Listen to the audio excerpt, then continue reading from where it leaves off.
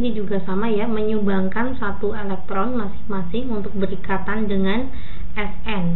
Nah, lalu Sn nya menyumbangkan satu ya, 1, 2, 3, 4, 5, 6. Oke, inilah rumus Lewisnya ya. Ya, kita masuk ke soal nomor 2. Sebanyak X mili larutan natrium hidroksida sebanyak X mili. Natrium hidroksida itu konsentrasinya 0,2 m. O direaksikan dengan asam asetat ya, CH3COOH 125 mili 0,4 m. Ternyata pada akhir reaksi terbentuk larutan dengan pH 5,4 ya. Tentukan nilai X-nya. Masanya NaOH. Saya buat di sini ya, ada asam asetat CH3COOH ditambah dengan NaOH. Nanti menghasilkan garam natrium asetat ya, CH3COONa ditambah dengan H2O. Nah, asam asetatnya nanti bisa mencari mol. Rumusnya mol itu adalah M dikalikan dengan V, maka nanti 0,4 dikalikan 125.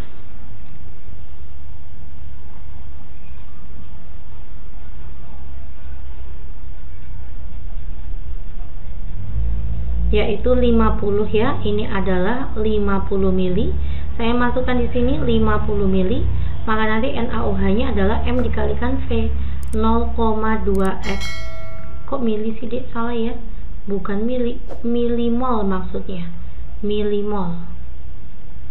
Ini juga milimol, ini milimol ya. Saya satuannya tidak masukkan saja. Kita buat di sini ada mula-mula reaksi sisa.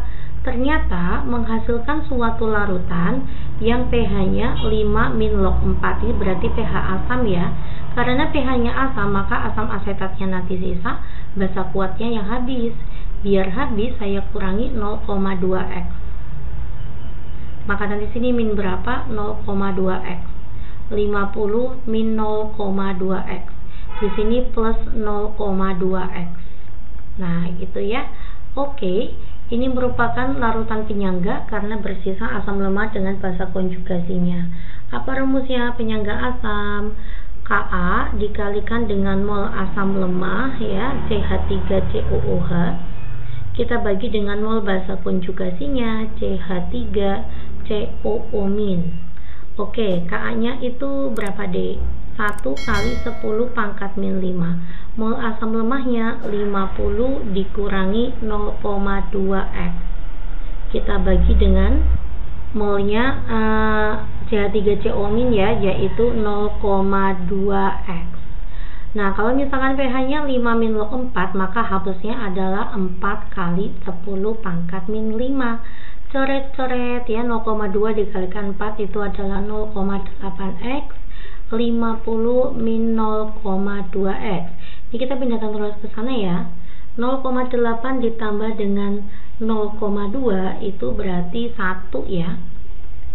X-nya ketemu 50. Ini pindah ke sana. Ya, X-nya ketemu 50, maka nanti tentukan harga X. X-nya adalah 50 ml ya, volumenya. Oke, lanjut ya, kita ke soal nomor 3. Berdasarkan data tersebut, tentukan massa KUH terdapat dalam larutan. Nah, ini ada titrasi ya, maka nanti rumusnya apa? MA kalikan VA kalikan valensinya. Ini rumus titrasi sama dengan MB dikalikan VB dikalikan valensinya. Maka di sini konsentrasi asam asetat, ini asam oksalat ya. Maka konsentrasinya asam oksalat itu adalah 0,6. Kita masukkan 0,6. Volumenya pakai rata-rata ya. Ini berarti volumenya adalah 15 ya, Dek. Dikali dengan 15, di sini valensi asamnya tuh 2 ya, H-nya ada 2. Kita masukkan 2. Konsentrasi basanya tidak tahu ya. Volume basa berapa, Mbak? Nah, ini sama nih. Pakai rata-rata ya, berarti volumenya 30. Valensi basanya 1 karena OH-nya ada 1. Oke, 30 dibagi dengan 15 itu adalah 2. 2 ini 2 habis, maka konsentrasi basanya adalah 0,6 m. Nah, ini adalah massa. Apa rumusnya? M itu rumusnya adalah gram dibagi dengan mr dikalikan 1000 dibagi volume dalam bentuk mili. Konsentrasinya ketemu 0,6. Gramnya tidak tahu, mr-nya KUH dihitung ya, 39 ditambah dengan 17 berapa, Dek? 56 ya. 56 dikalikan dengan 1000, volumenya berapa untuk KUH? Volumenya adalah 30 ya, maka nanti mencari massa itu adalah 0,6 saya kali dengan 56 saya kali dengan 30, hasilnya nanti dibagi dengan 1000. Atas dikali itu hasilnya 1008 ya, Dek. Saya bagi dengan 1000. Maka jawabannya 1,008 gram. Ya, inilah massa KUH ya dalam hasil titrasi tersebut. Lanjut ya, kita ke soal nomor 4. Suatu larutan encer dibuat dengan melarutkan 7 gram formamid. Berarti gram terlarutnya itu adalah 7 gram. Ke dalam gram pelarutnya itu adalah 146,8 gram, yaitu air, pada suhu 30 derajat Celcius. Selanjutnya, larutan tersebut mempunyai tekanan uap jenuh larutan, berarti adalah P ya. P-nya itu adalah 31,2 mm Hg. Sedangkan tekanan uap air murninya itu berarti P0 ya. P0-nya itu adalah 31,8 mm Hg. Tentukan massa molekul relatif senyawa formamid. Ditanya adalah MR-nya formamid. Oke ya, kita masuk ke rumus P. P itu rumusnya adalah P0 dikali dengan XP. Oke, P-nya kita masukkan ya, 31,2 sama dengan 31,8 dikali dengan XP. Ya, maka nanti XP-nya itu adalah 0,981 ya. Nah, setelah XP-nya kita peroleh, kita bisa masukkan ke rumus XP. XP itu rumusnya apa? Mol pelarut dibagi dengan mol pelarut ditambah dengan mol terlarut. Kita masukkan angkanya 0,981. Mol pelarut itu kan rumusnya gram dibagi dengan mr ya dek. Maka nanti 146 ini masanya. Lalu mr-nya air itu kan 18 ya. Oh ini 0,8 sorry, 146,8 ya. 146,8 dibagi 18 dibagi dengan 146,8 dibagi dengan 18 ditambah dengan 7 per mr. Nah ini 7 formamidnya. MR-nya formamid nggak tahu ya dek. Oke, selanjutnya ya, selanjutnya 146,8 dibagi dengan 18 itu adalah 8,15. Nah, maka nanti sini 8,15 saya tambah dengan 7 per mr. Selanjutnya kita kalikan ke ruas kiri ya dek ya.